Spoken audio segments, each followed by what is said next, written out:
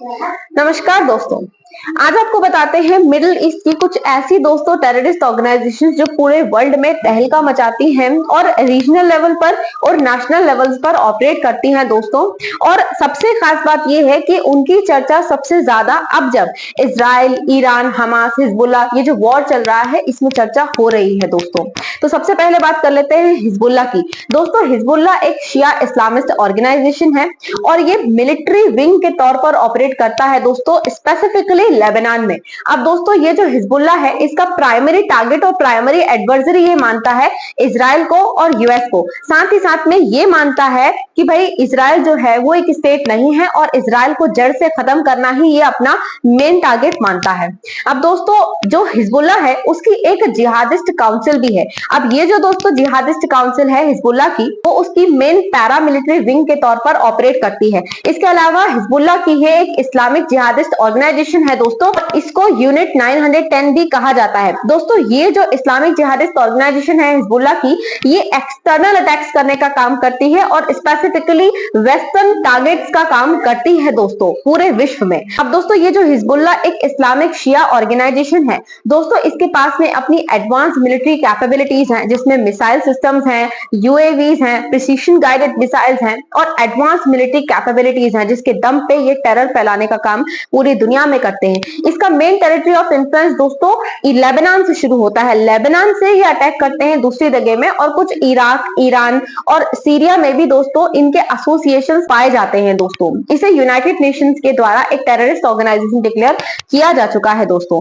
इसके अलावा दोस्तों हम बात कर रहे हैं अब दूसरी बद्र ऑर्गेनाइजेशन की। दोस्तों बद्र ऑर्गेनाइजेशन 1982 में बनी थी और ये जो बद्र ऑर्गेनाइजेशन है इसको ओरिजिनली बद्र ब्रिगेड भी कहा जाता है दोस्तों। ये जो बद्र ब्रिगेड या फिर बद्र ऑर्गेनाइजेशन है ये एक इस्लामिस्ट शिया और कम्युनिस्ट पॉलिटिकल पार्टी है दोस्तों जो इराक में ऑपरेट करती है। अब दोस्तों जो ईरान में एक इस्लामिक पॉलिटिकल पार्टी बनी थी जिसका नाम था supreme council for Islamist revolution in Iraq, दोस्तों उसकी ये मिलिट्री विंग भी मानी जाती है। इसके पास में अपनी पैरामिलिट्री फोर्सेस और पैरामिलिट्री पावर्स हैं दोस्तों। दोस्तों इसका प्राइमरी ऑब्जेक्टिव माना जाता है जिस दौरान ये बनी थी कि सद्दाम हुसैन का जो बाशिस्ट रिजाइम है ईरान इराक वॉर के दौरान दोस्तों उसको अपोज करना इसका प्राइमरी टारगेट हमेशा से रहा है। इसके बाद में दोस्तों अब हाल ये है कि ये जो बद्र ऑर्गेनाइजेशन है क्योंकि ईरान इराक में कहीं ना कुछ गवर्नमेंट स्टेबिलिटी आई है, कुछ ना कुछ गवर्नमेंट चेंजेस आए हैं, तो दोस्तों अब ये जो ईरान की पीएमएफ है मतलब पॉपुलर मोबिलाइजेशन फोर्स दोस्तों उसकी एक मिलिट्री विंग की तरह काम करती है और इसका मेन इंफ्लुएंस माना जाता है बगदाद में और इराक में। लेकिन दोस्तों यूनाइटेड नेशंस के द्वारा इसे हालांकि एक टेररिस्ट ऑर्गेनाइजेशन डिक्लेयर नहीं किया गया है लेकिन इसे एक डीस्टेबलाइजिंग फोर्स माना जाता है। ईरान की गवर्नमेंट को और साथ ही साथ में वहां की रीजनल स्टेबिलिटी को नेगेटिव इंपैक्ट करने का काम दोस्तों करती है। अब इसके अलावा आ जाती है आईएसआईएस दोस्तों। आईएसआईएस मतलब Islamic State of Iraq and ash Sham.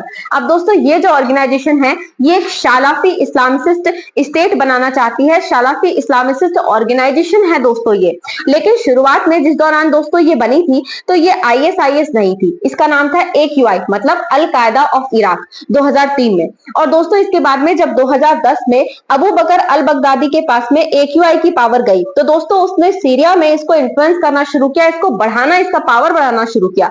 अब दोस्तों उसके बाद में ही 2011 तक सीरिया में इन्फ्लुएंस बढ़ता चला गया और 2013 में एक्यूआई मतलब अल कायदा ऑफ इराक का जो ब्रांड है उसे चेंज करके उसे रीब्रांड करके आईएसआईएस कर दिया गया।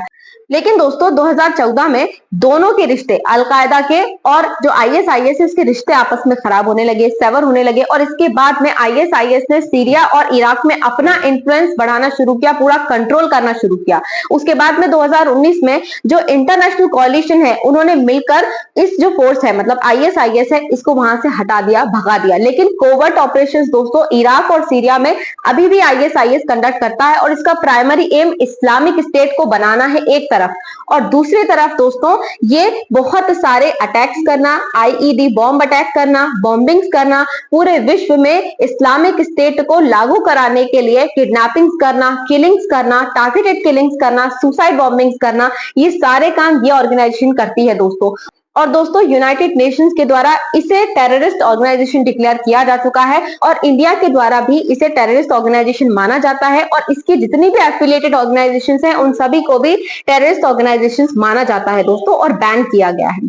अब दोस्तों एक और आ जाती है बोको हरम। दोस्तों बोको हरम जो है वो वेस्टर्न इन्फ्लुएंस को काउंटर करके इस्लामिक स्टेट को लागू करना चाहती है और ये भी एक शालाफी ऑर्गेनाइजेशन मानी जाती है दोस्तों जो इस्लामिक लॉ को इन्फ्लुएंस करना चाहती है वर्ल्ड में।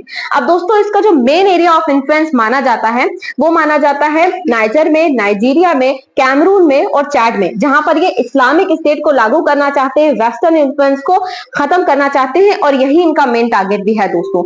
अब दोस्तों ये सुसाइड बॉम्बिंग्स कराना, किलिंग्स कराना, सिविलियंस को, रीजनल फोर्सेस को टारगेट करना, ये सारे के सारे नेगेटिव वर्क्स जो बोको हराम है वो करती है और इसलिए यूनाइटेड नेशंस के द्वारा दोस्तों इसे टेररिस्ट ऑर्गेनाइजेशन डिक्लेयर किया गया है। इसके अलावा दोस्तों एक और है कुर्दिश वर्कर्स पार्टी। अब ये जो दोस्तों कुर्दिश वर्कर्स पार्टी है ये मार्क्सिस्ट लेनिनिस्ट मिलिटेंट ऑर्गेनाइजेशन है जो कि कुर्दिस्तान बनाना चाहती है दोस्तों। इसका मेन एरिया ऑफ इन्फ्लुएंस माना जाता है ईरान, इराक, सीरिया और तुर्की के जो भी कुर्दिश रीजन्स है वहां पर। दोस्तों ये कुछ इस प्रकार के काम करती है जो कि मिलिटेंट है, मिलिटेंट काम करती है जिसमें दोस्तों कुछ रीजनल फोर्सेस को टारगेट करना, स्पेशली जो तुर्किश सपोर्टेड फोर्सेस हैं दोस्तों उन्हें ये टारगेट करने की कोशिश करती है। लेकिन दोस्तों ये एक मिलिटेंट ऑर्गेनाइजेशन कुर्दिस्तान बनाने के लिए बनाई गई है और यूनाइटेड नेशंस के द्वारा इसे कोई भी टेररिस्ट ऑर्गेनाइजेशन नहीं माना जाता है, बल्कि यूनाइटेड नेशंस ये मानता है ये एक ऐसी ऑर्गेनाइजेशन है जिसे डिस्कशंस के थ्रू इनकी प्रॉब्लम्स को